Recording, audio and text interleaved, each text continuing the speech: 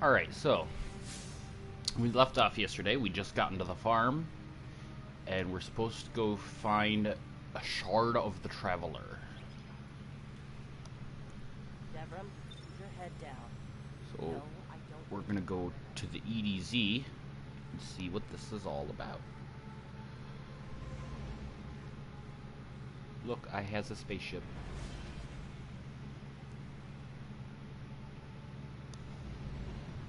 So that's a very, very basic spaceship that you get.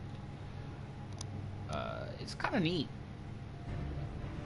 but you can't really do anything with it. Unlike the ships you get later on, you can't put any shaders on it, you can't change the transmat arrival effects, you can't do anything. None of that. We have to. Hawthorne. It's a sign. Yeah, a sign that says dead zone. So Hawthorne's like, dude, you guys are dumb. Don't go there. And Ghost is like, but we gotta, though. It may be dumb, but you could almost say it's our destiny. Okay. I'll see myself out now. You know, I've been all over the EDZ. Charming enough. I mean, nothing says come visit, like a dark haunted forest. Okay. But non-guardians aren't supposed to leave the city. Here's the thing about city rules. They stop applying once you leave the city. There's a small gap in the wall. Hard to see, but it's there. Nobody goes farther than that. At least nobody who wants to come back. It's fine. We'll be fine. I mean, sure, we don't have the light anymore, and if we die, it's for permanence, but hey, it's fine. I keep forgetting I can't double jumps. Oh, made it. So I really like some of the ambiance in some of these areas. Like this, like, you can tell something happened a long time ago. Lore-wise, they call it the Collapse. It was some great calamity that I'm not sure if they've really talked about specifically or not.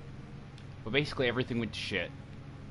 And that's why there was only one city. And that's why it's such a huge deal that the city got attacked. Because that's literally the last human city on Earth. It's the last, like, bastion of true civilization. And then, of course, you have people like Hawthorne who just kind of hang out in the wilderness just because. Hunters do the same thing. But as far as, like, civilians and your average Joes, they tend to hang out in the city. In Visafets.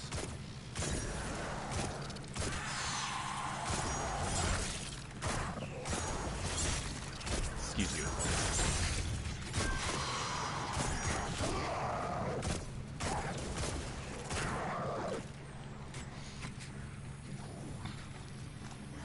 These guys, they can be kind of a pain, but they're not too bad. Love that effect of, like, their soul or whatever, like, popping out when you shoot them in the face. Those fallen It's very interesting. Any house colors we've seen before. Right.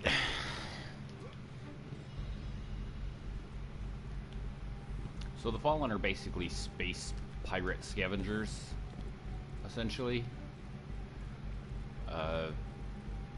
Apparently, if you haven't ported over your account from Destiny 1, like if you haven't played Destiny 1, you get all different dialogue, which, starting a brand new character, thought I would have gotten, but apparently not. So the Fallen are basically space scavengers, pirates, etc. And they were the first enemies you fought in Destiny 1 also. Yeah, pariah. So this auto rifle is really cool. You get several different versions of it. The same basic pattern of rifle. It's the legendary version is called the Scathelock. And if we will take a look at it here, I love this. It's basically a space, like a futuristic AK-47. Like, yeah, so that's the bit we're going to. As soon as we find a path. But yeah, so it's one of those things. I love it because it fits with what I feel like the theme of this game, which, sorry, the theme is very much, obviously, we've been kicked out of our homes. We don't have access to all the same, like, high-tech, the weapon foundries, all the good stuff that we had in Destiny 1. So we're going to be scavenging a lot of gear. We're going to be using a lot of weapon types that, you know, a little more old-fashioned in their style. Like the shotgun here. It's just your very basic pump action. I mean, it looks like something you could go to a sporting goods store and find. You know, it's just a pump action, 12 gauge. It's got like the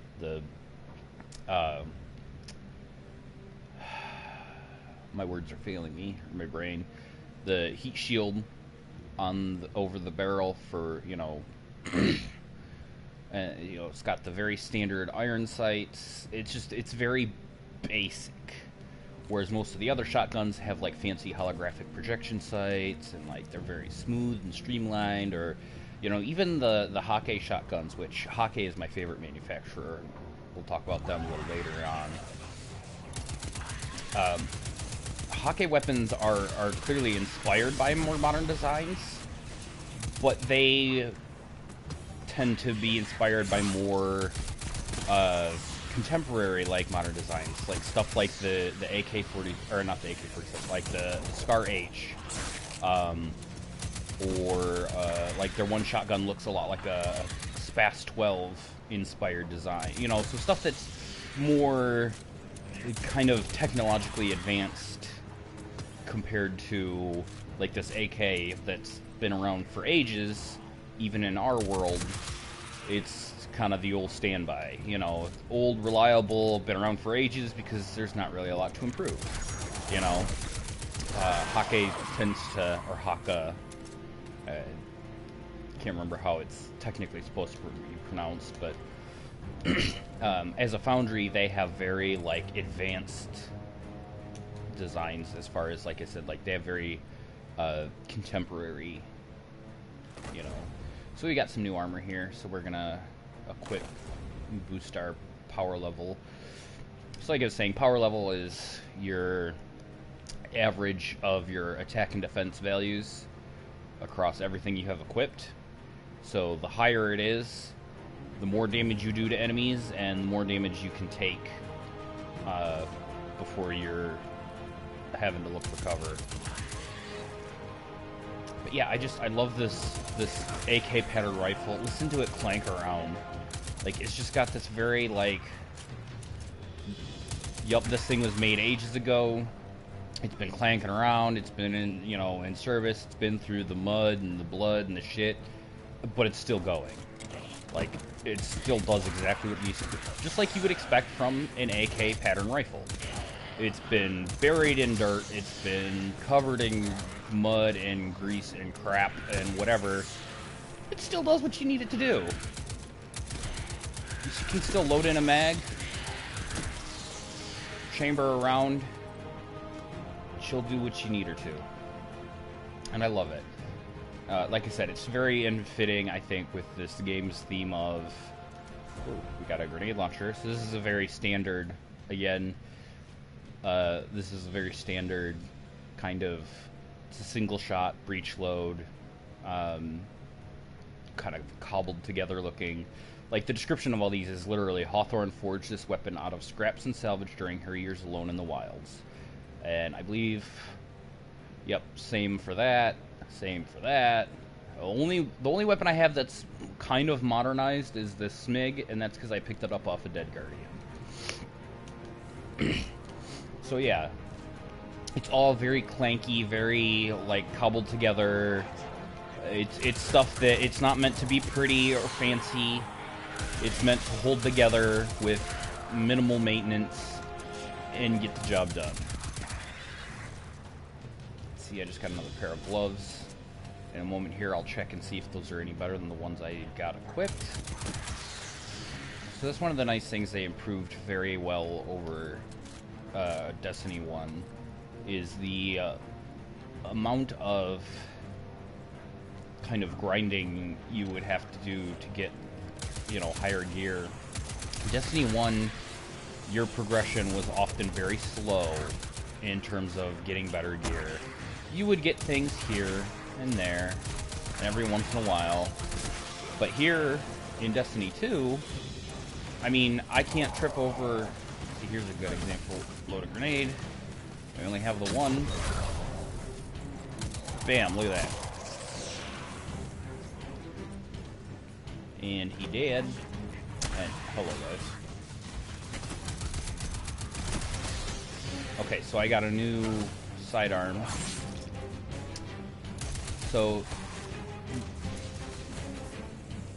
this new sidearm is from what is arguably the most underwhelming of the new weapon foundries. So you have the refugee stuff. Like I said, this very cobbled together kind of tech that you find the AK rifle, this breach action grenade launcher, the very generic pump action shotgun, you know. I think we scared them away. No, we didn't scare them, we killed them. Take me Get it to right. the shard.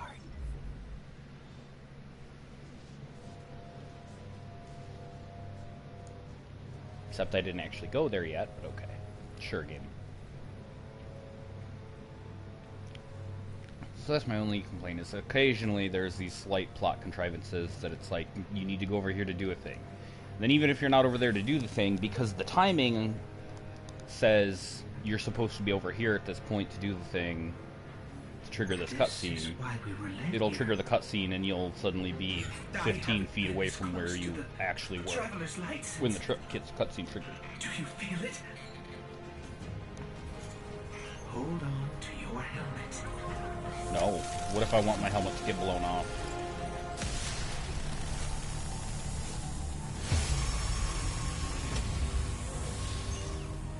Do you feel it? The light is back. We're back. Eyes up, Guardian.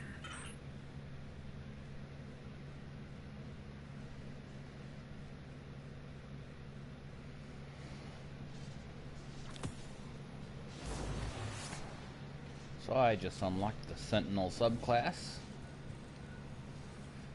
which is the new Titan subclass. Okay, so this was not better. So you always want to be scrapping things when you get better stuff. Just because it's all white rarity, which means you're not going to have anything better for a while anyways. So yeah, Vast, whatever, however they want to say it, newest weapon foundry. Super underwhelming. They have this kind of weird, I don't know. Some of their designs look kind of cool, but they don't function as well as most of the other ones, I find. So, you already said that, Ghost.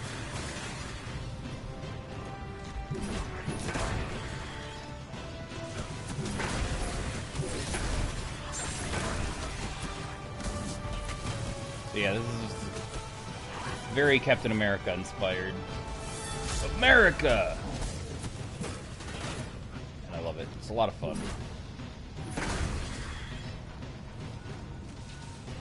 It's like, hey, want to shield bash, guys? We'll let you shield bash, guys. So you can do like the cool cap shield throw.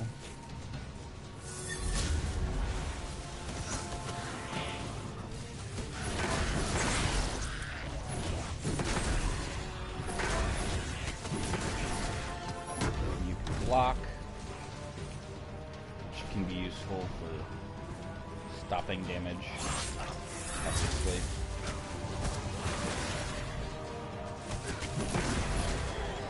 See, later you can upgrade it so that you have 2 shield throw charges at a time.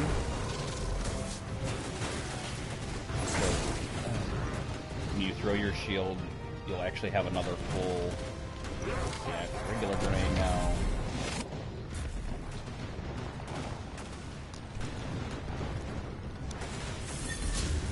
Space America!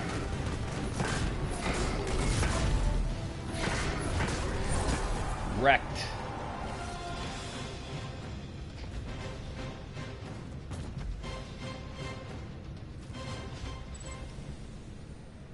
So there we go. I now have the light back, and I can take a knee. So now I have the light back, I have a super ability back, I have my double jumps, all them good stuffs. Now if I remember, it's going to take us back to the farm, but I could be wrong.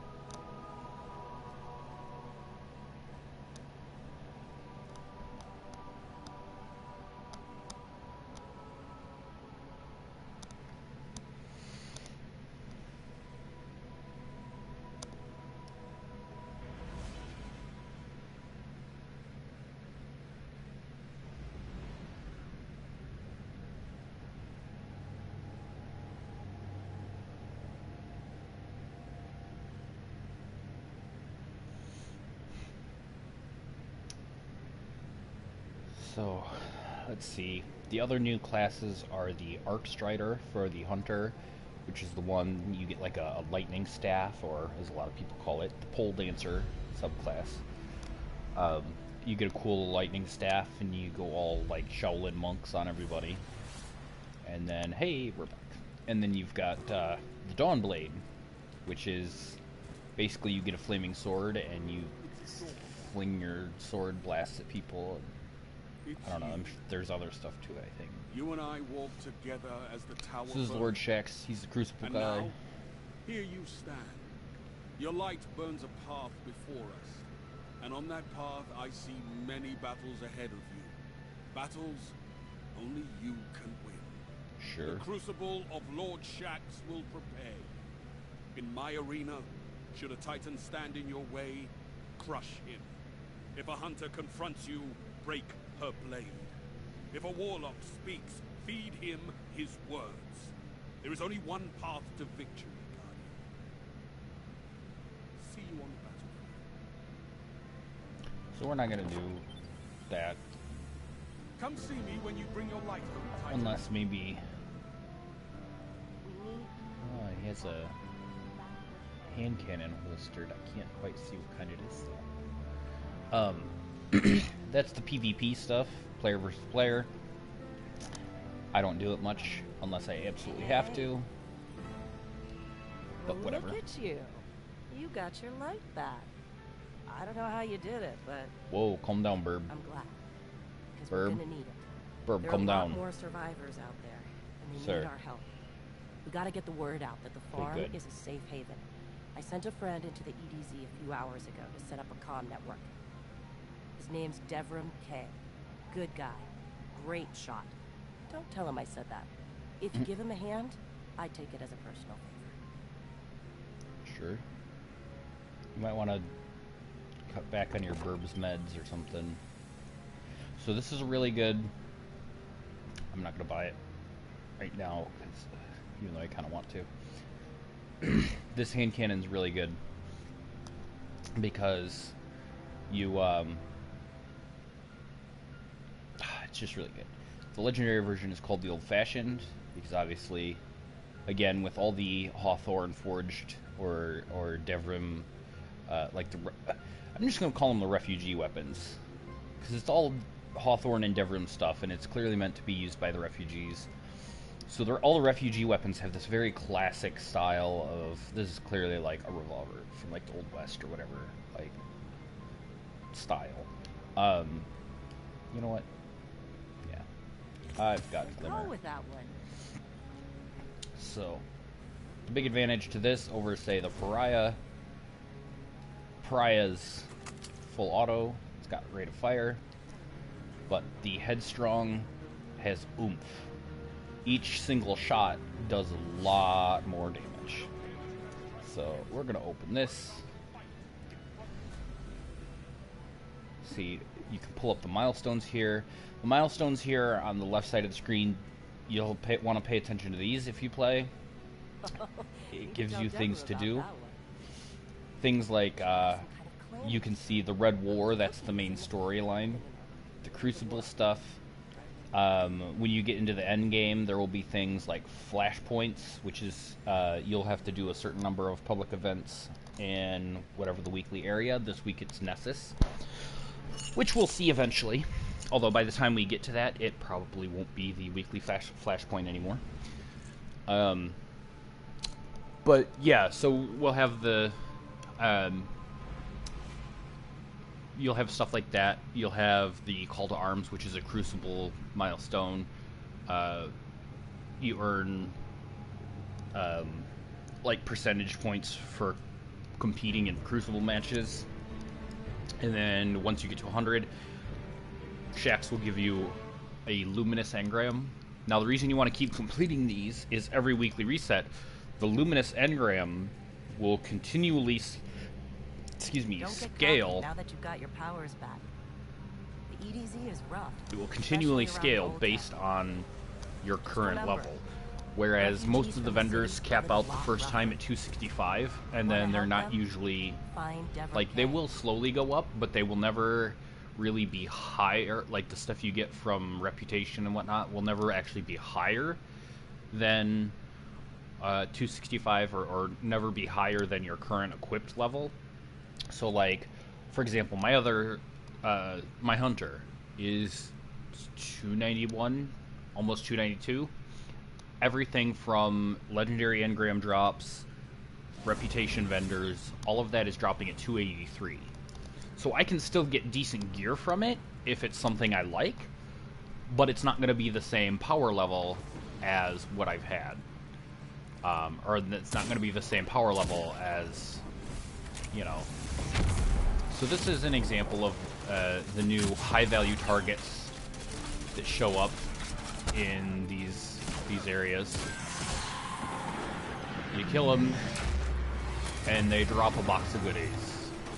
You get a bunch of Glimmer, which is the currency. You use Glimmer to buy stuff from the vendors.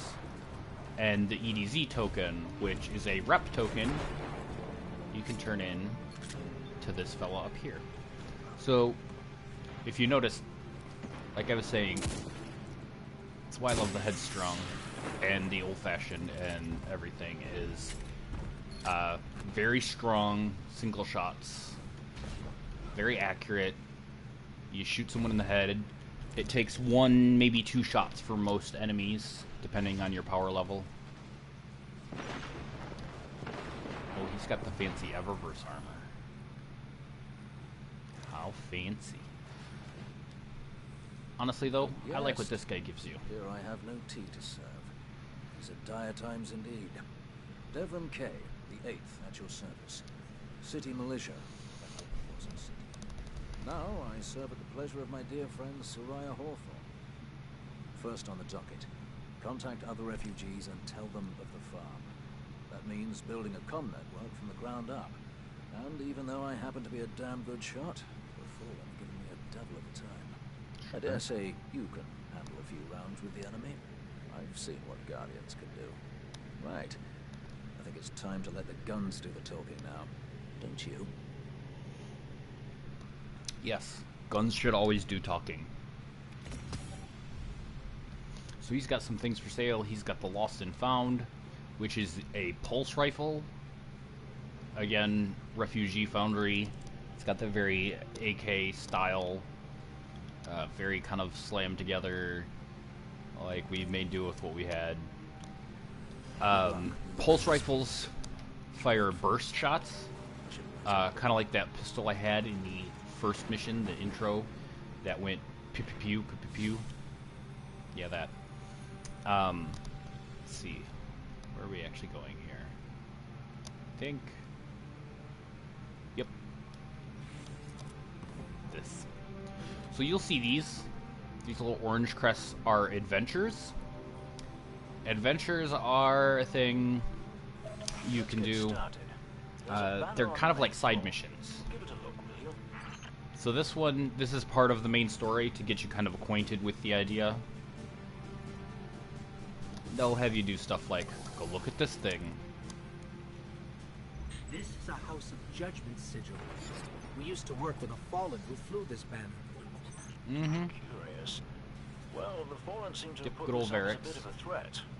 I imagine you'll find lots of objects like this out there. Bit of a story to them. Yes, there's lots of things to scan, lots of story to, lots of background lore to get. One of the buildings nearby. So, I gotta go this way. So I'm gonna loot the region chest. Now these are once per account chests that you can loot. They usually give you some small gear and some glimmer and a few reputation tokens. Very well done. To survive, we'll have to look See, for since every I've already opportunity. looted that one Keep technically your eyes peeled several for more times, supplies in the wilds. I can't actually get Speaking anything of from it. wilds, there's a symbol on the wall of the church. Take a look. If you haven't noticed, I've done this all before. Maybe I shouldn't have before going into doing a review, but whatever. Devrim, where did this symbol come from? I believe your city hunters must have put them here and there about the region as they scouted around. I think they meant it to mark something special. Or dangerous. Or both. Or both. Let's go check it out. Oh, I honestly forgot he said that, though. I was just being a smartass. It's fascinating. I believe tunnels and caves like the one you're in now stretch all across the EDZ. My question is, Who knows lurking what's it down doing there? under the church? Be careful. So this is a lost sector. You'll notice, bam, down at the lower left it says lost sector. These are little extra explorable areas that a lot of enemies, lots of things to shoot, but you could potentially get some good gear out of it. You'll always get there's like a boss type enemy at the end, tougher than your usual randoms, these guys. When you beat him, you'll gain cash codes, which will open a chest, which will usually give you a hefty amount of glimmer, usually some halfway decent gear, and then a lot of times it'll give you like a couple reputation tokens. Now, something to keep in mind is that the what do you call it? The lost sectors, while they do reset, so you can come back and loot them again later after you've already done it, you never get quite as much the second or third or fourth or whatever time around. Because clearly, they want you to, you know, they want to incentivize you to find it the first time, not farm the same thing over and over and over. Because that's boring.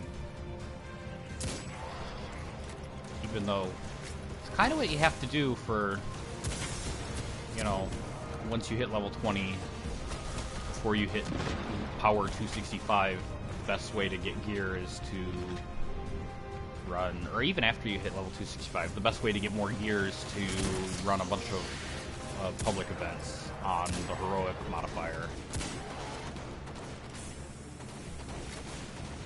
Which I will explain a little more once we actually see some public events. I'm sure I'll have to do a few just to level up a little bit. Have a nade.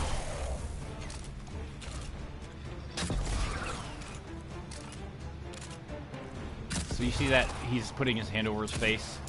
This grenade launcher actually has like blinding rounds, so he's actually temporarily disoriented and blinded by that. You can use that in PvP sometimes to, I mean, it's not super good, but I've been blinded in PvP. It's not fun. I just snagged a key code from that captain. I think I can open his supply cache. Yep.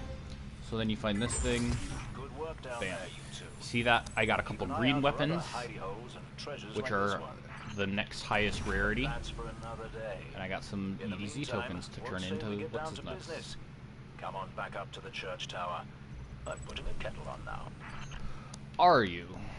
See, now I could fast travel, but since it's literally right around the corner, I'm just gonna walk. So the nice thing is you'll notice when you open the director, Destiny 2 has an actual map of the area with callouts and everything on it. So like if somebody's like, hey, you need to go to the gulch and do a thing, bam, the gulch. Or after a certain point you'll get challenges that when you pull up your ghost, they'll appear on the right side of the screen, and there'll be things like kill 100 fallen, or you know, loot a lost sector in the outskirts, or what have you. And when doing those challenges, will reward you with extra reputation tokens based on the activity you're doing. So if you're here in the EDZ, it'll give you more EDZ tokens. If you're on Nessus, Nessus tokens. If you're in a Strike, Crucible, or whatnot, it'll give you those tokens. Drunk it, or perhaps if you were a mite quicker. Drunk all the tea. Well, that's okay. I don't like the tea. beacon. While you were tussling with the Fallen, you encountered a bit of a setback. Tea is for Englishmen, and I'm American. The last relay on the mountain above the salt mines, but even from that height, the signal still doesn't have the range we expected. It's a bit curious. Regardless, this signal booster should solve our problem if we can get it to her. Dead zone indeed. Okay, so we take this thingy. Okay, so Thistle and Yew is a scout rifle. Again, I'm just kind of showing this off. I'm not necessarily going to buy it. This is the white rarity version of this scout rifle. And scout rifles are basically semi-automatic, meaning they fire one bullet every time you pull the trigger. So pew, pew, pew. Kind of like that sidearm I have from the beginning, the first mission. But scout rifles are very much long-range, mid to long-range weapons. They're meant for accurate fire, headshots, stuff like that. Try my tokens. See, I'm filling up the little rep bar up here, and then if you want, you can look and kind of get a preview of some of the stuff he offers. So he offers a full set of EDZ specific gear, Wildwood, which I think looks super awesome on the Titans especially. You got some legendary weapons. See, here's the legendary version of that Thistle and Yew scout rifle. And you'll see, with the higher a weapon's rarity, the more selectable perks it has, with legendaries having the most. So you can kind of customize it. So, like, you see this has a... It comes with the regular, like, circle iron sight. And then you can put on a red dot, which you'll notice increases the range but decreases the handling. And then you have the Mark 15 lens, which is a little bit of a scope, further decreases the handling, actually keeps the range about the same. And then you have extended magazine, which reduces your reload speed, but it gives you more bullets. And then you have the appended mag, which just increases your magazine size by a little bit, but it doesn't slow down your reloads. So you can select all that. You can kind of fine-tune it how you want. This is a fun shotgun. So this is the legendary version of the one that she gave me in the beginning. Although you'll notice it's shorter in the front. It doesn't have the front sight post, which is kind of weird to me. This one fires full auto, which means as long as you hold down the trigger and there's shells in the tube, it goes blams. So you can hold down the trigger and it goes bam, bam, bam, bam, bam. It's great. It's actually a lot of fun. Kills things really quickly too. So here's the Scathe Lock. This is the legendary version of that Pariah auto rifle, the Space K full auto. This is my absolute favorite assault rifle or auto rifle in Destiny 2. Out of all of them, this is the best. Sweet Business is fun. Sweet Business is the exotic auto rifle that is a multi-barrel rotary system. It's a minigun. So Lincoln Green, this is the Pulse Rifle, the legendary version. So yeah, this is the stuff you have to look forward to when you get to level 20. Shepherd's Watch Sniper Rifle. This one I actually haven't gotten yet, but you can see it's kind of an SVD style again, fitting with the whole, like, scrape together out of whatever we can find. So you can put shaders on your weapons. I'll show this off real quick. So you can put, like, that makes it look all carbon fiber. My favorite, where is it? Is Dead Zone Bark. It's a very muted, like, woodland, except for the shiny bits, but, like, it's a very muted woodland camo type. And then there's Dead Zone Foliage. Both of these shaders you get from Devrim with rank ups. This is a little bit brighter, leafy, you know, I don't know. It is really cool. So, now we should have... Okay, so see, we have a couple adventures here, and we have a story mission. So, for this playthrough, we're just going to cut straight to all those story missions, and we're not going to do too much in the way of side stuff unless I really need to level up. Some of the missions have a level requirement for going to new areas and stuff. So if that's the case, then we'll do some public events and things to Adventure Time. Somebody in the comments.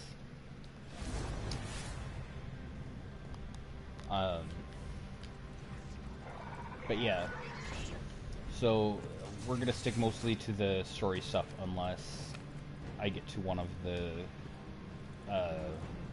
missions and it requires me to be a higher level. Hey, Dev. Then we'll do some public Still sitting events, up here some above the adventures, mines with his some busted whatnot. comm relay. Where's that signal booster? Our new Guardian friend is en route. I'm getting too old to clean up after you, Soraya. Finally, he admits he's old. Bail me out on one assault charge and you never let me live it down. Ah, don't you mean one a week? You're the reason my hair is gray. Yeah, keep talking, old man. I love some of the banter between some of the characters. They've definitely done a much better job with the characterization in this one over Destiny 1. Destiny 1, a lot of the characters, aside from the ones that were intentionally left kind of mysterious, like the Exo Stranger, they just felt very flat. We didn't get much of a reason to care about them other than Cade because he's voiced by Nathan Fillion. And I died. See? I'm bad at this game. But, yes, Cade is easily the best thing about Destiny in general. Good old Nathan Fillion. Some of you might know him as Captain Reynolds from Firefly, which was the best. He's also in that TV show Castle for some reason. He's guest starred in a bunch of other things. He is actually, I think last I knew, he was working on that show Con Man with Alan Tudyk, also of Firefly. I don't know what that one's about 100% because I've never actually gotten to watch it. It's not on Netflix. So, anyways, yeah, other than just Cade being voiced by Nathan Fillion and being kind of his lovable roguish self, you never really had much of a reason to care about the characters in That D1. elevator should take us to the top of the mines. Outside of, like I said, some of the characters that were supposed to be mysterious. Yeah, I don't think we're going to take that elevator. We'll have to find another way up to Hawthorne. Yeah. Think so? Ghosts? Really? You can't fix that? Careful. The Fallen are scavengers of the highest order. They're going to put up a fight for whatever they can get their grubby claws on. Yeah. So anyways, aside from the characters that were purposely left kind of mysterious and vague, like the Exo Stranger was kind of cool, but it was because, like, she just showed up out of nowhere, no explanation, told you to go places, do things, and then you're like, fuck, she was right. And then it's like, now what? And then she's like, well, I can't really explain stuff to you because I don't have time to explain. Why I don't have time to explain that line that became its own meme.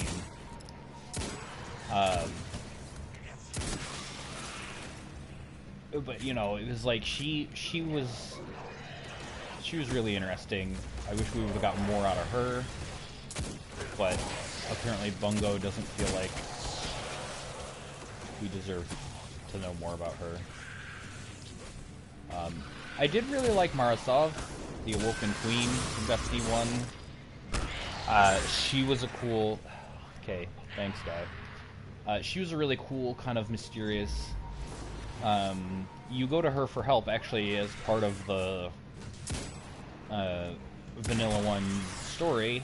The Exo Stranger's like, hey, go find the Queen of the Awoken. And then her brother is a huge big bag of dicks and is like, yeah, fuck off, Guardian. And I forgot to upgrade my helmet. But then Mara's like, you know what, no, this Guardian could be useful. Let's hang on to this one. And it's basically like a you scratch my back, we'll scratch yours, you know, kind of thing. She basically agrees to it on the condition that obviously you'll do her a favor later on. So, sorry, gotta upgrade my gear and stuff. Bungie has basically confirmed that Marasov is alive and well at this point. Like, she's still out there.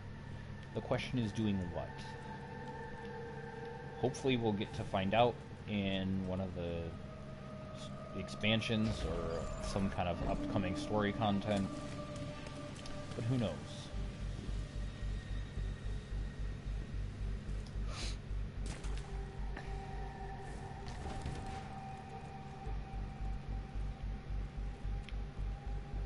Okay, so shoot that thing, and shoot those things. So this is a pulse rifle. See, every time I pull the trigger, it goes pew pew pew. And it's kind of a mid-range weapon. You can use it if you pulse the trigger really quickly. You can use it for close range. And if you're really patient and careful, you can use it for longer range, kind of like I'm doing. Just because there's a lot of things. And just because they're small, little flyy drones, doesn't mean they won't ruin your day. Shanks can actually be a huge pain in the ass if you're not careful.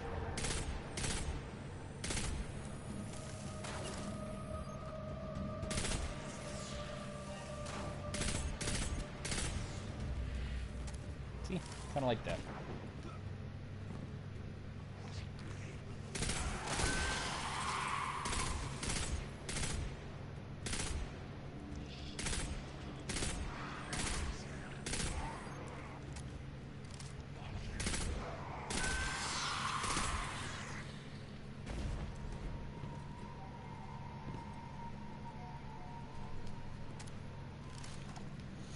I suppose I should use this a little bit to show off. This is the sidearm I was talking about. Kind of the weird... I mean, it does its job, I guess. It shoots things and they go boom. Or bleh, depending. It's just, I don't know.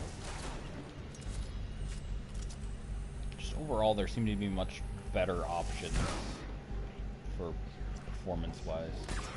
I feel like you can, you can make it work if it's what you got. I'm not terribly impressed.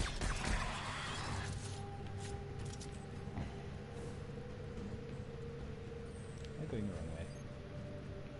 I may or may not be going the wrong way.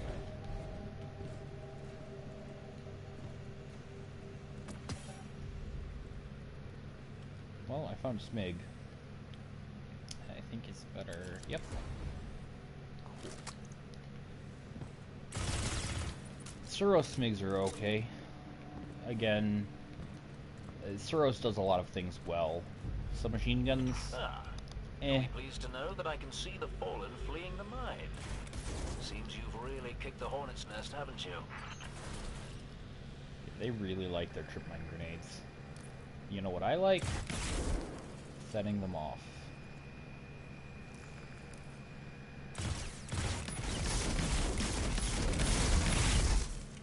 You guys didn't win.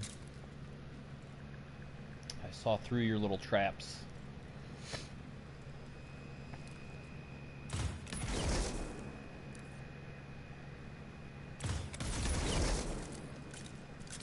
Okay, sure. See, if you're really quick, you can just run through them, but I like shooting them. Ow. Yeah, that's why you don't want to be there when they explode. They hurt. Door.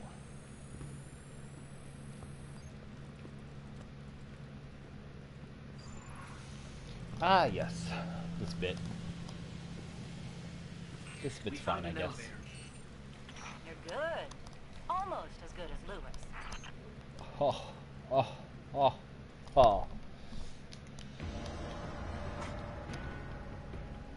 Elevator's not working. Power must be out. And we've upset the Oh no, servitor.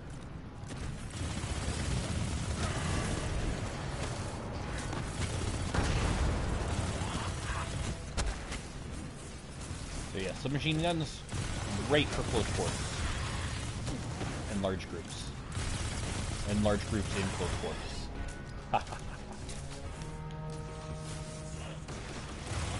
Please don't take me.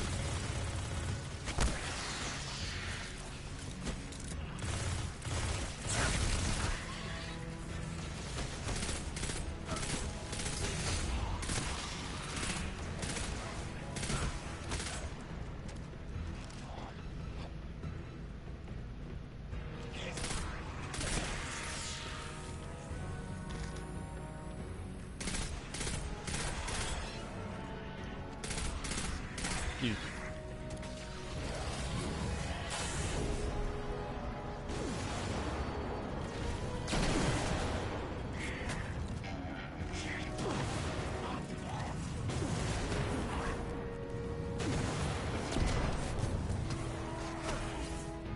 Lost and found. Hey, I found the AK pulse. Pulse K.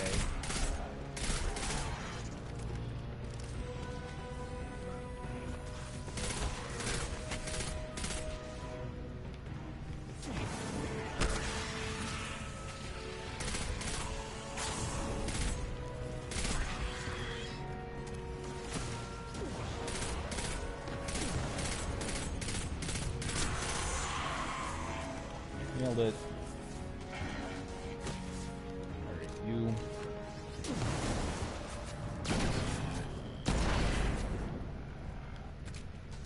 Take your shotgunning like a man.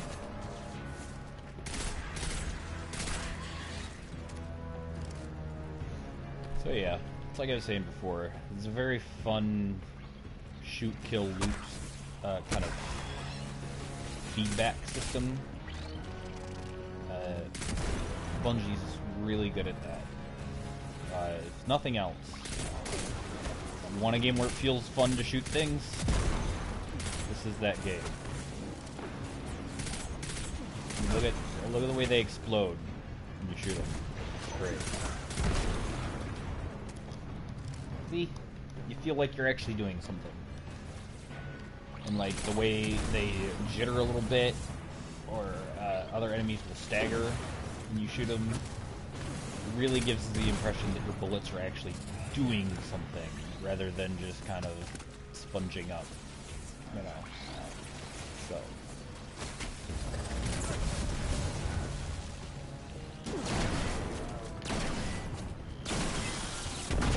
Use it. That did it. Killing the servitor brought the power back on. Good job. Maybe I'll finally get my booster one of these days. Oh, shush.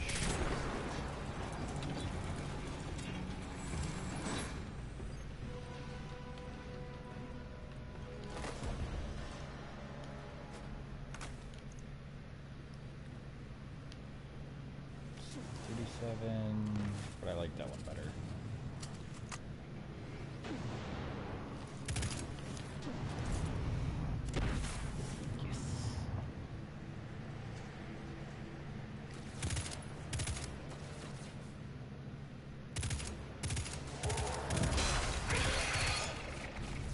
This is kind of an ammo waste. I don't care.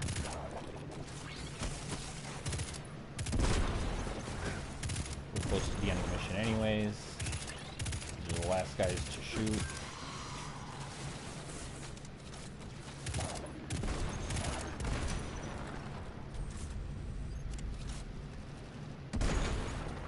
Look at that idiot, he blew himself up. What a maroon.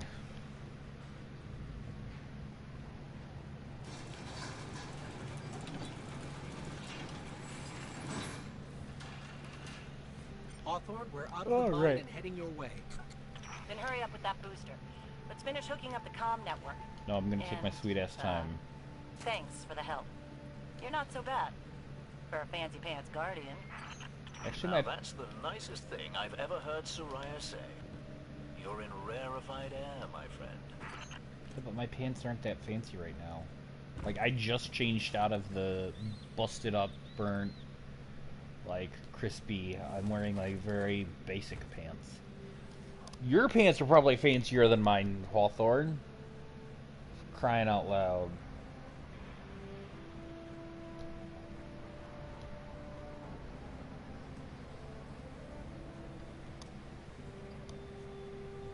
You made it. And I have your thingy. Looks like Lewis owes me money. Right, because you totally made a bet with your Let's see if this bird. works. Now, if I read the manual right,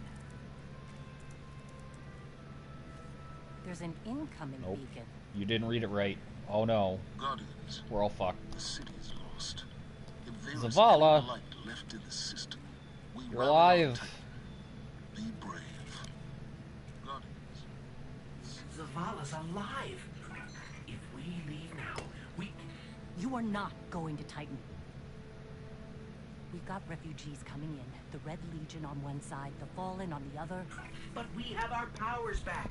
And if we're going to retake the city... Your city is gone.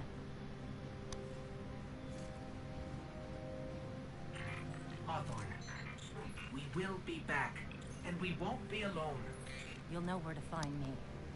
Sure. I think she's a little upset.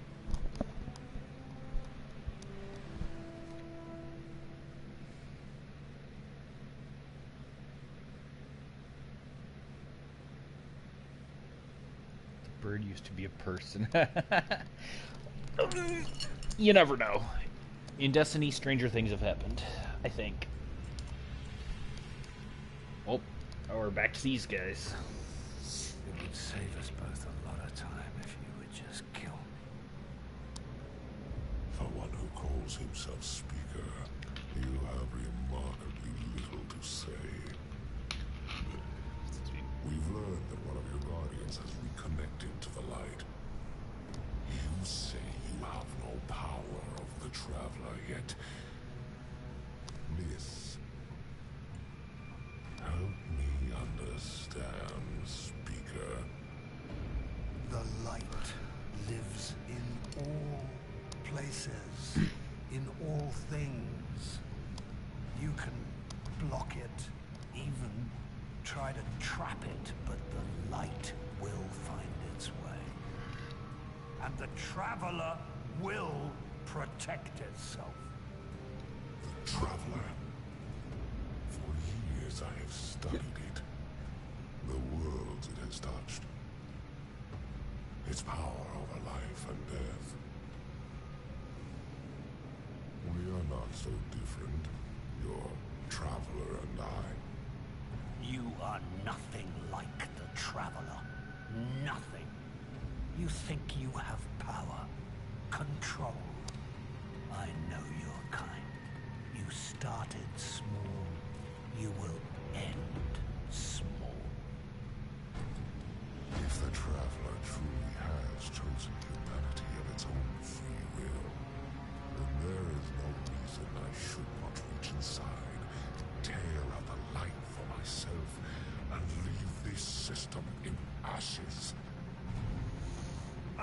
Those the Traveler chooses will be reborn in the light. Yes. This I know. This is why I have claimed your planet, and why you still live. The Traveler will choose me, Speaker. And you are going to tell me how. So Gary here, I'll admit, he's kind of a cliche villain. Like, I think I mentioned this in the first video. He's kind of standard, like, oh, I'm a bad guy. I'm just gonna take over things because I want what you have.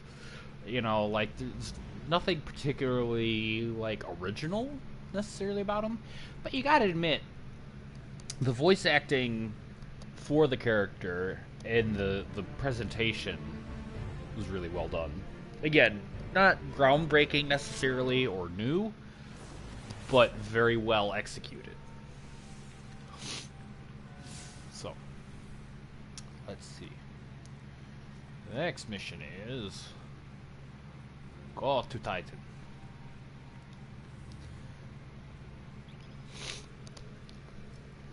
And I think this might be the last mission for today. So we'll see.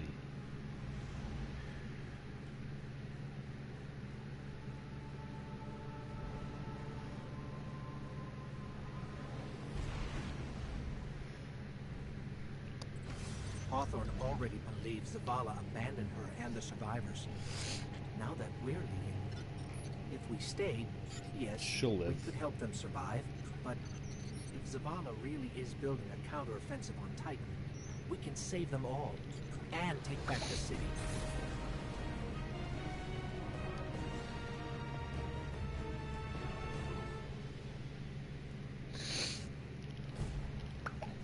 Vanguard Fleet, Guardian Ship 723 is on approach. We received your beacon and we're ready to join the fight. Guardianship, this is Zavala. It's too late. The Hive have overrun Titan. I was wrong to bring us here.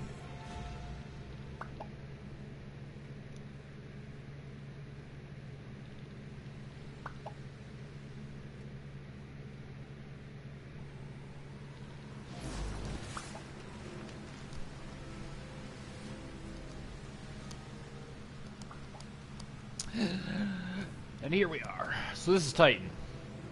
One of the moons Commander, we're here to help. of Saturn. We've Yeah. already lost too many lightless See, Guardians to the Hive. We You can't can still secure see this the hole in the rings have our from the light Dreadnought. Destiny 1 taking What? King plot bits. one. Impossible. You can kind of see Commander, a if I may. sliver, that Guardian, little this bright is spot. Deputy Commander Sloan. That's the We Hive have a Dreadnought. counteroffensive to plan. Oryx's To do that, we need to get this command station ship. up and running. Oryx is dead, There's a but fleet his of ship trapped is still Guardians there. to arm and a trove of intercepted I wonder Red what's going Legion on in there right now. transmissions to decrypt. It's critical we gain access to the station's control center. That's where you come in. Sure. If the light really is with you, send the Hive back to hell. And Guardian, please, be careful. Sure. So you can see some cool, like, cargo boats or something out there. It's ocean. It appears to be electrically charged. So I'm not sure what's up with that. All I know is it's instant death if you fall down there.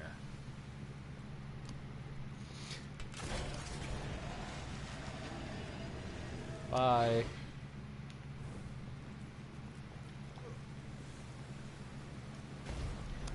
Now, I'm not for sure, because I've never actually been hit by them, but I think, if you're not careful, you can get hit by those and killed, or pushed off.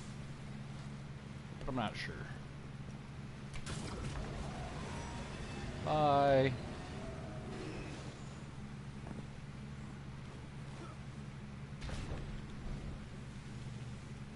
Yeah. Now, a buddy of mine said he saw some kind of big sea creature swimming out past the boats or something that looked super huge. Like, Leviathan-sized. Could swallow Jonah and his whale and the Ark, and I don't know, other really, really big stuff. Ooh, look, lightning storms. Maybe that's why there's lightning in the water. It's 'cause of all the lightning storms. Get out of the way. Titans. If there's a problem, punch it. If problem persists, punch it some more. What was this place? The golden age cities of Titan were once the pride of humanity. We thought they were abandoned, but I was a fool to think the Hive would not spread this far. Yeah, the Hive are everywhere. They're basically like space caves or something. I don't know. Like they're freaking everywhere. Look at this. They're all over the place. They're as bad as xenomorphs. Actually, no, xenomorphs are worse. Xenomorphs you can't shoot without having to worry about taking yourself out. The Hive, you just kind of shoot them. Yeah, they charge at you. But you punch them, you shoot them. They break. Ow. Although if they get you cornered like that... That was my bad. Should probably be using the SMIG. Close quarters. I Or, have a bad you know. feeling about this. No, I'm not going to waste my shotgun ammo. While heavy ammo does drop quite often in PvE now, it's still rare enough to warrant saving for when you really, really need it. There's SMIG, you can just kind of spray and pray. Pray as you spray. Ooh, I got some new gauntlets. Let's see.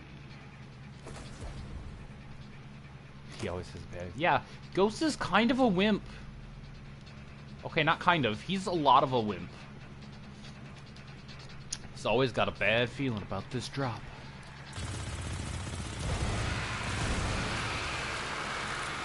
That was an alien reference. For those of you who did get it, congrats. You are most welcome on my channel.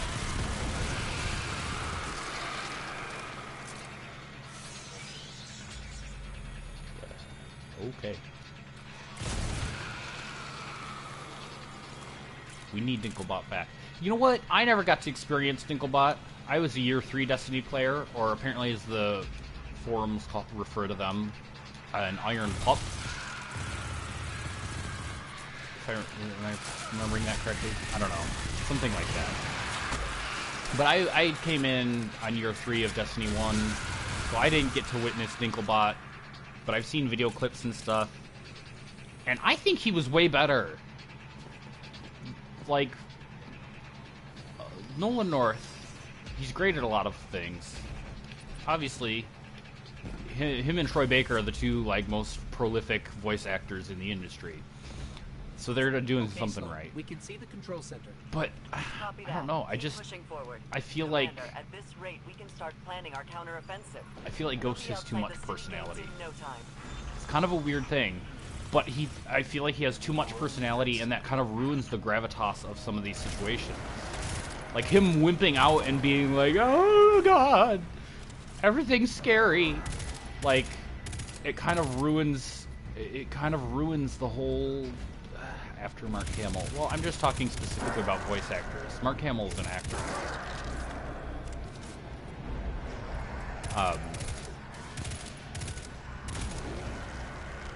And also I'm talking specifically about video games. To my knowledge, Mark Hamill's only been in... Well, he voiced Joker in the Arkham games. And then he was in... What was it? Wing Commander or something? He was in one of those really weird live... like... one of those old games that used live action cutscenes. Anyways. My point is, Nolan North, he's too...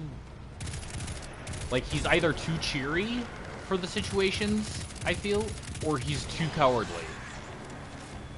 Like, Ghost is supposed to be a creation of the light, meant to guide Guardians in fighting these evil-ass space aliens.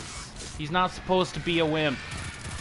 Why would the Traveler make him a wimp if he's supposed to be fighting evil-ass space aliens on a daily basis?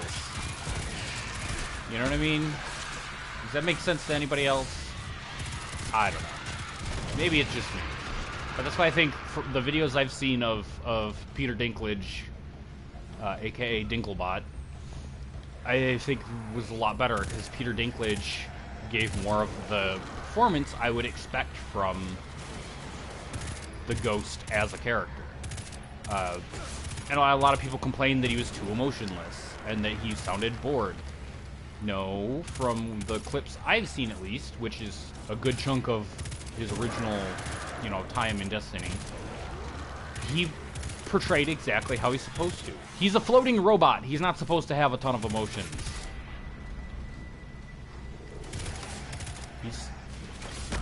I don't know. I just think Peter the Traveler, the greatest troll of all. Yeah. Right? Traveler's like, I'm gonna make a bunch of little floaty robots to help my chosen, called the Guardians, and he's gonna help them fight evil, but they're all gonna be huge cowards. They're gonna want to wimp out at every turn. So the Guardians are constantly they'll be like, no man, we gotta fight this guy. And Ghosts are gonna be like, no, we can't do it. We can't fight him, he's too strong. Yeah. You want a badass? Too bad. You got a whiner. You got a whiny little baby. No, I prefer Dinkelberg. Or Dinklebot. Dinkelberg.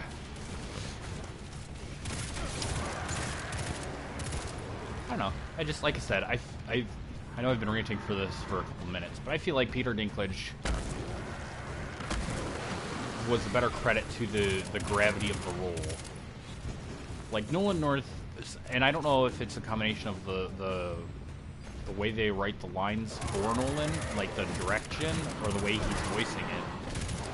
But even some of the like super serious moments come across as almost like Ghost is taking the whole thing as kind of a joke, or like he's trying to play it off as funny, so he doesn't, shit his metaphorical pants.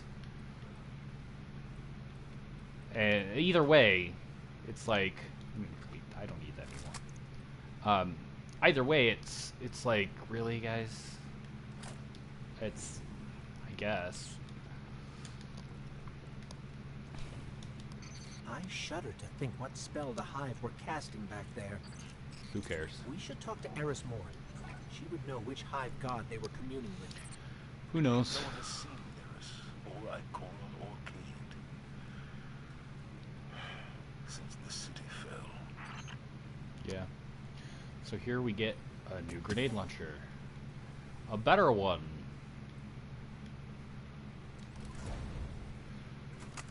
So this is one of a news.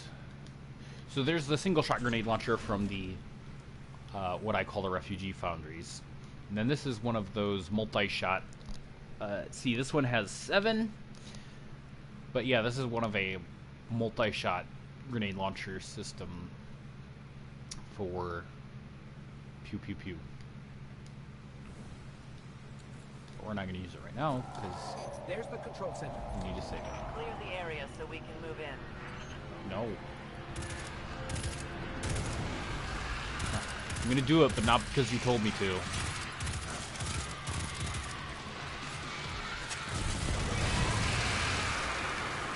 See, that's where submachine guns really come into their own.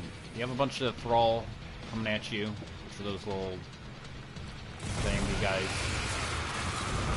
They like to get right up in your face in huge groups. And that's where a submachine gun comes in. Because Thrall are physically weak, so they don't take a lot of damage to kill. There's just a lot of them. So a submachine gun with a nice high mag capacity, a high rate of fire, you can tear through a crowd of Thrall in no time. Same thing with the Sweet Business. Sweet Business takes a minute to spin up. Of course, being a minigun, once it's spun up, it has a really high rate of fire. Actually, a lot of fun to use. And it can tear through crowds of weaker enemies really fast. Or it can do respectable DPS, damage per second, in case you aren't up to date on your acronyms. It can do a pretty respectable DPS to a single enemy, like this knight back here that I'm having to tag in the face a bajillion times.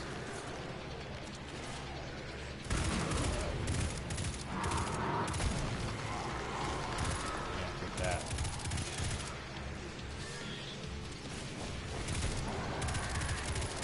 We made it, Sloan. Weird egg sacks. Recon the perimeter before you. As far as I know, those still have never been really explained. They're just weird egg sacks. They weren't in the first game that I remember seeing, like, ever. So I'm not sure what the deal is. Excuse me. Can you just calm down a second? I said calm down. So yeah, you gotta shoot the things, because they're gross.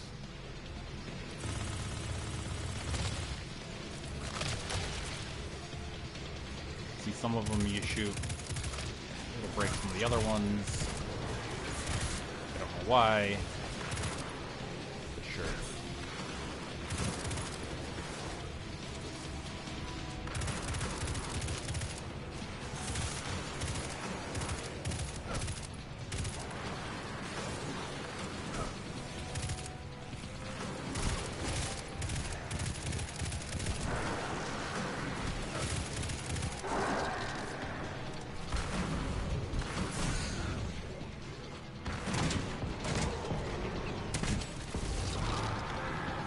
So that's what grenade launchers are good for. The multi-shot ones. You put out bunches of grenades, and they go boom.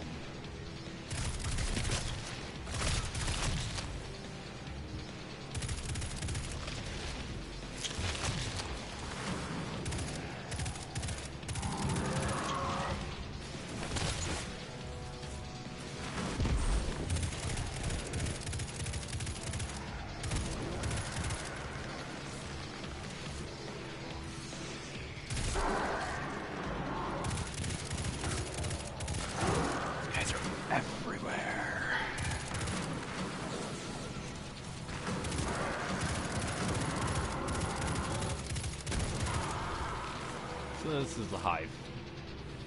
They're kind of like the Zerg from StarCraft. They use a lot of swarm tactics. A lot of like biotech. These parts are extremely valuable. The Hive corrosion must be. We cleared the nest. Heading to the control center now. Well done. Sweep the perimeter and we'll move in on your signal. Okay, bye Griffballa.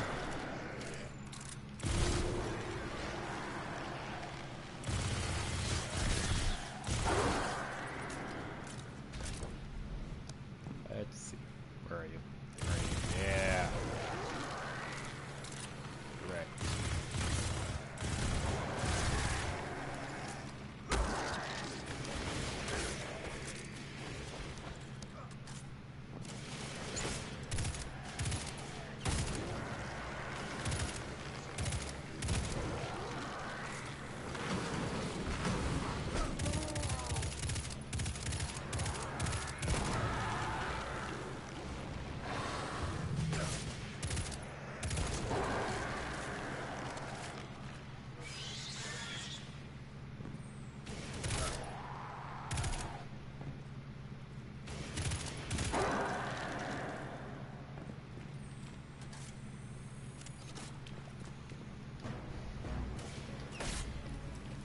So yeah, guess I don't really have a ton to say right now.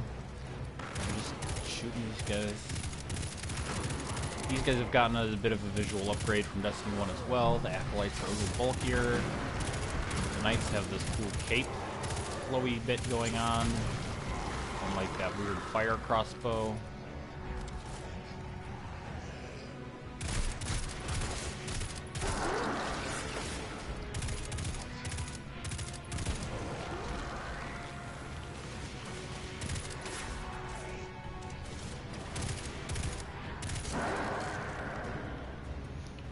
I think I have an upgrade point for my subclass. I should probably spend that, huh?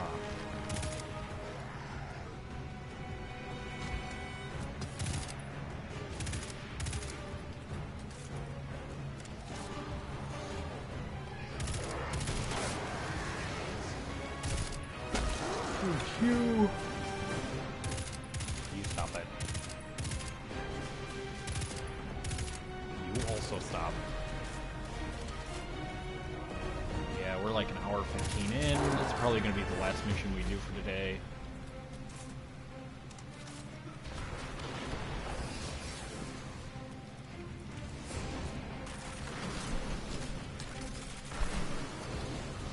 Load that up.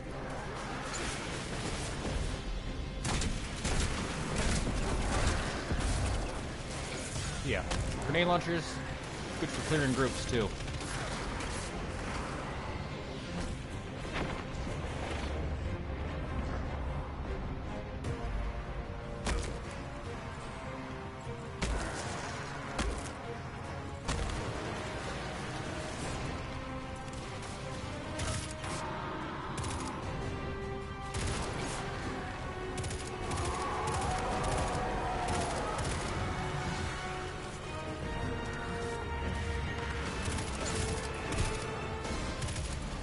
You know what? America!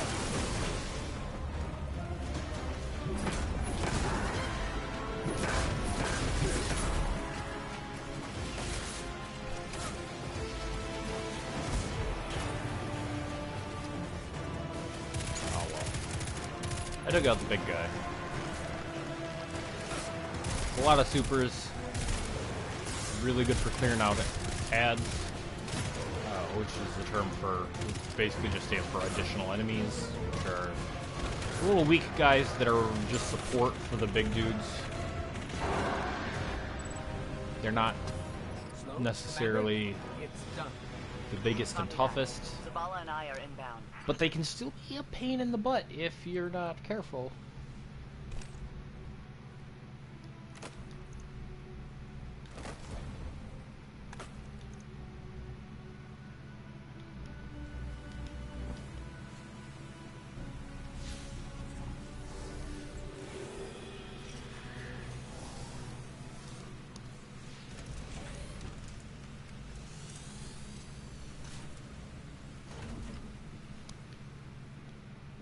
We're approaching the landing platform.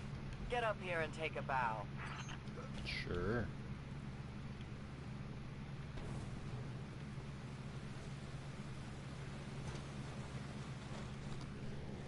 And cutscene.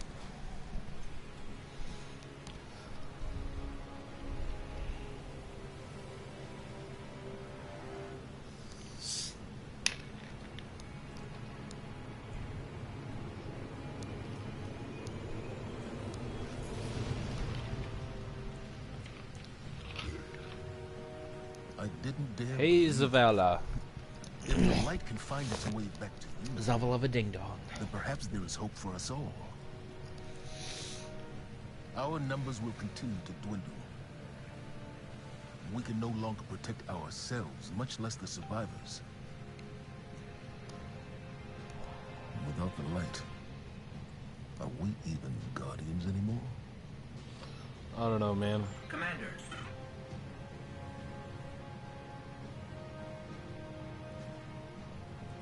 We won't last long with dead generators.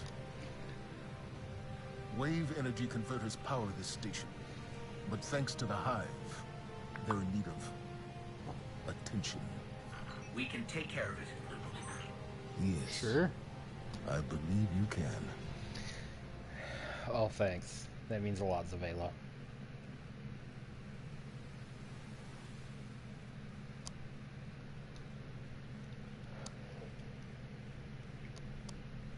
He's probably the least interesting to me out of the Vanguards, honestly. Cade's the best. Clearly. I was ranting all about Cade earlier, and his awesome voice actor, Nathan Fillion. Alright, we're not out of this yet. Now that we've reached the control center, we still need to power up the place before we can take care of our fleet. Commander Of Zavala course, tells me alright. you volunteered. I'll run tactical. Shipwright Holiday here will provide tech support. It's a straightforward op. Get in, flip a switch, get out. Sloane's Sure. got a way of making things sound easy, doesn't she? Yeah, or like, it's never that easy. Come on. Let's be honest. Never that simple.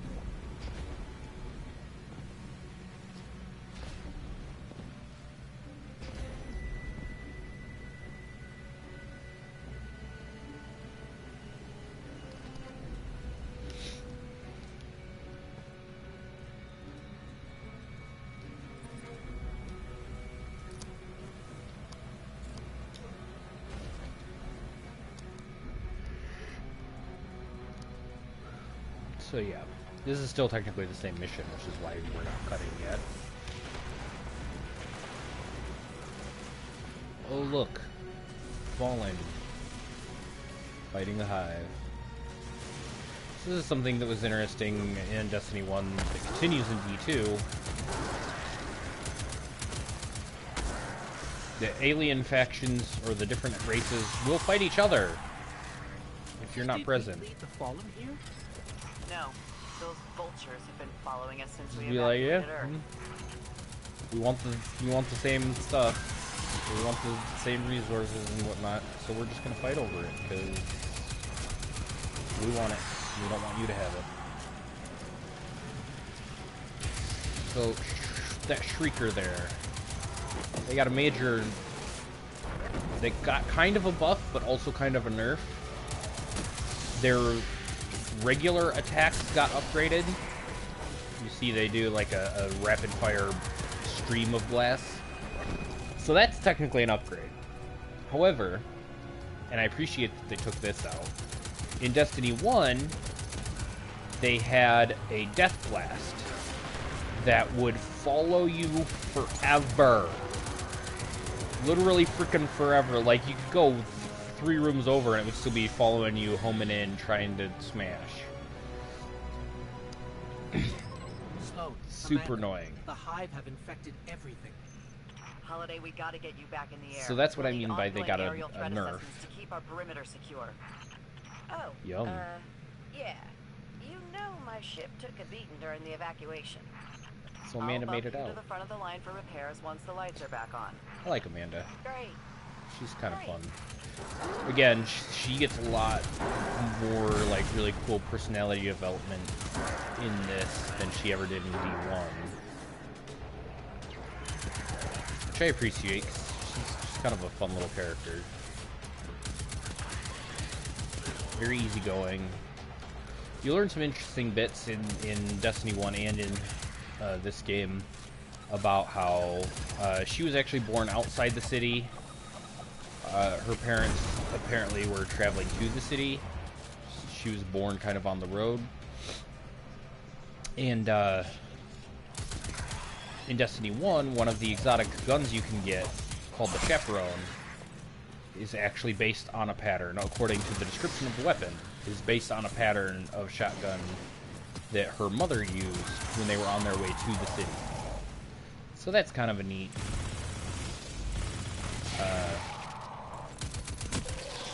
little tidbit. We can see the wave energy converters from here. Sweet. Now just flip the switch and turn them on. Okay. Because it'll totally be that easy. In video games, it's always that easy. Accessing systems now. Some of the pistons are moving, but we're still sitting in the dark. Yeah. Knew it. Something went wrong. Pistons must be jammed. Sorry, pal. But you're gonna have to go out there. Bring a workaround.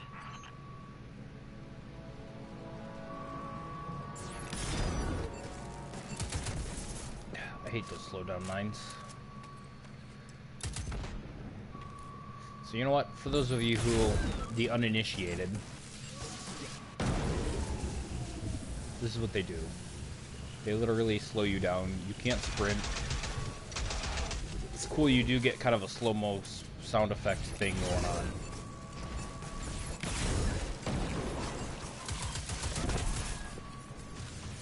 But, oh yeah, you missed it because I was shooting the mine. These guys were trying to force open that door. Why, I'm not entirely sure.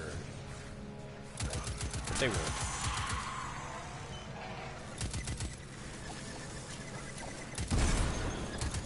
So those guys, in case you haven't noticed, are basically kamikaze drones. They're shanks with a bunch of explodey bits strapped on, and they will try to fly as close to you as possible and then explode. And the explosions are actually really powerful if you're not careful. And if you don't shoot them or get away from the explosion, they'll kill you. By one hit. Let's see, scan this thing.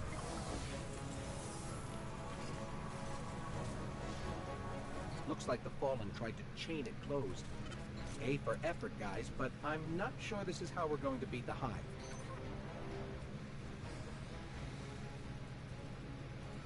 See, some of the ghost dialogue is kind of funny, and like I appreciate like that, like the whole like A for effort, but I don't think it's gonna work.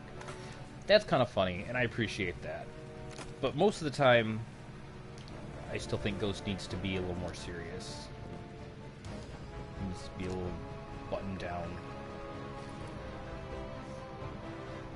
Nah, I'm not gonna try that. I could, but I would probably end up dying, and you guys don't want to watch me sit and be dead. That's not why you're here. You're here to watch high-quality gameplay of me doing good at the game. Right? I think. Although, if that is what you're here for, prepare to be sorely disappointed. I am maybe slightly better than average at the game, but I wouldn't go so far as to say I'm really good at it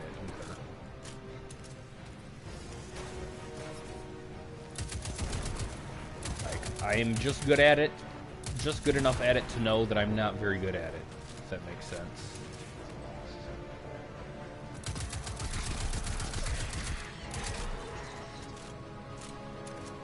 So you can see the game is still dropping whites for me, but I'm getting some greens, which are the next step up. After green is blue in the Destiny rarity system. And then after blue, it's purple. The coveted purple.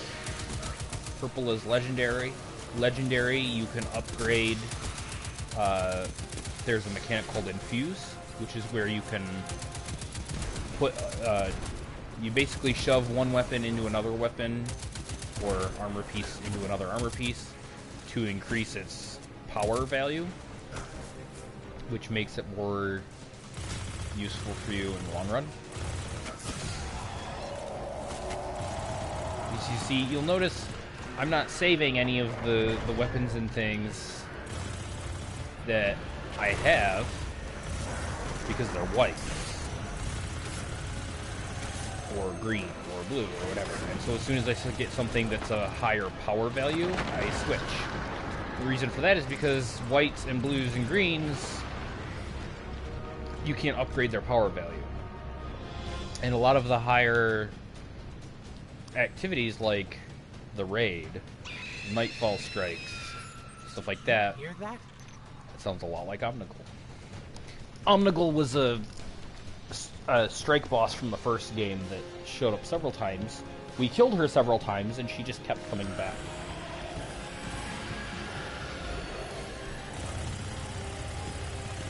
She would scream like that. So I'd kind of be surprised if she didn't make an appearance. So far, she hasn't showed up in Destiny 2, but I would be kind of surprised if she didn't make some kind of reappearance at some point as like a throwback.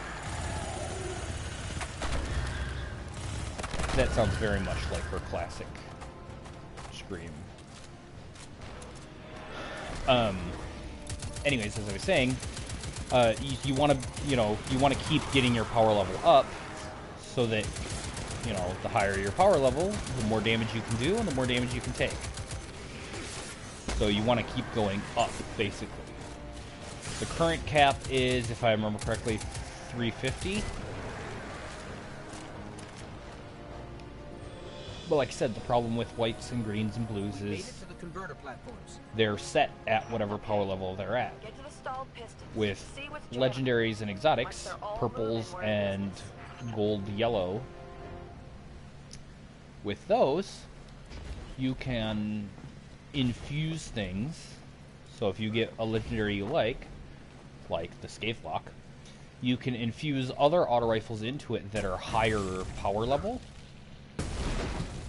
and make the Scavelock better, so that you can use it more. Found the problem. The Hive have gunked up the pistons. Then let's find a fix. First piston's good. Punching fixes it. Gave it a power scrubbing. That's great and all, but it's still pretty dark on See, this that's how end. Titans work. Sounds like you got more scrubbing to do, Guardian. If there's a problem, punch it. If that doesn't fix the problem, punch it some more. Maybe throw in a headbutt. Or, okay, I can't actually jump on top of that. Neat. Omnigul, shut up. Nobody cares. You need to go. Dang, ledge grab working when I don't actually want you to. There we go. But yeah. So legendaries are great because you can, if you find ones you like, you can keep them and then just keep upgrading them as you go, and they will stay with you forever and ever and ever, unless you're an idiot and delete it on accident. That's happened once or twice to, well, I was given some bad advice with one of them, so I deleted it even though I really liked it, and I never got that one again. In Destiny 1, that is. Back when I was still a new babby.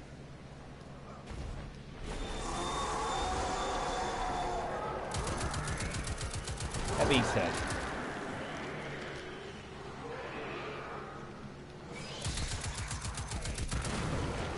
legendaries are awesome. Exotics, actually in Destiny 2, are back to being, you know, exotic. And actually worth this slot. Because exotics, you can only have one exotic weapon and one exotic armor piece equipped at a time. One of each. Now, usually, Final piston is clear. that's because exotics have a super useful perk that your normal Everything routes through there. armor pieces and stuff don't have. Like, one of my favorites from Destiny 1, the Armamentarium, was a Titan chest piece. Not only looked super cool, but also was very useful in that it gave you 2 grenade charges. So you could throw 2 grenades before you had to wait for them to recharge. Whereas, normally, you get 1. So you had to throw that grenade, now I have to wait for it to recharge before I can use it again. Unfortunate.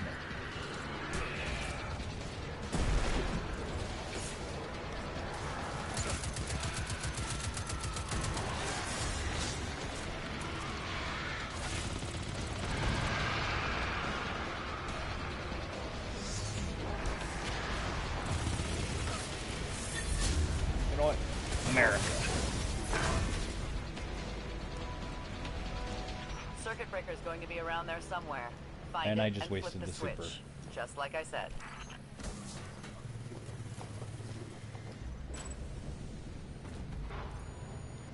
Oh well.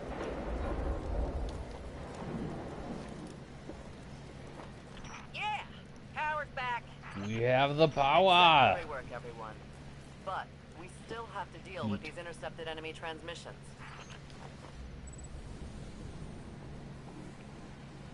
So I'm gonna take me. Get my big old grenade launcher on my back.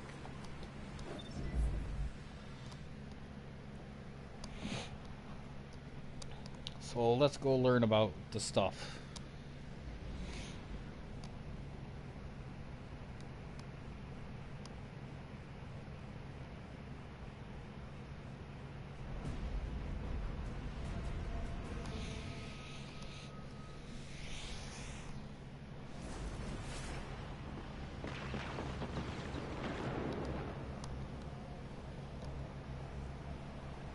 So let's see. We're gonna check in with her. It's a hell of a view, isn't it? We're up and running thanks to you. There's plenty more to do around here, though. Chief among them, finally breaking ground on a counter-offensive against the Red Legion. I have a plan, but it won't work without you. We intercepted a Priority 1 Red Legion signal during the city evacuation, but we can't crack the encryption. Holiday says there's tech that can do the job in the arcology, which is effectively hostile territory. You'd be going in blind. The place has been dark for centuries. All we know for sure is the Hive is raising hell down there. Perhaps literally. But if you're in, let's put the plan into action. Alright. Well, this is where we're gonna cut it for today, folks. I hope you enjoyed this well, crap fest. Let's be honest. So yeah.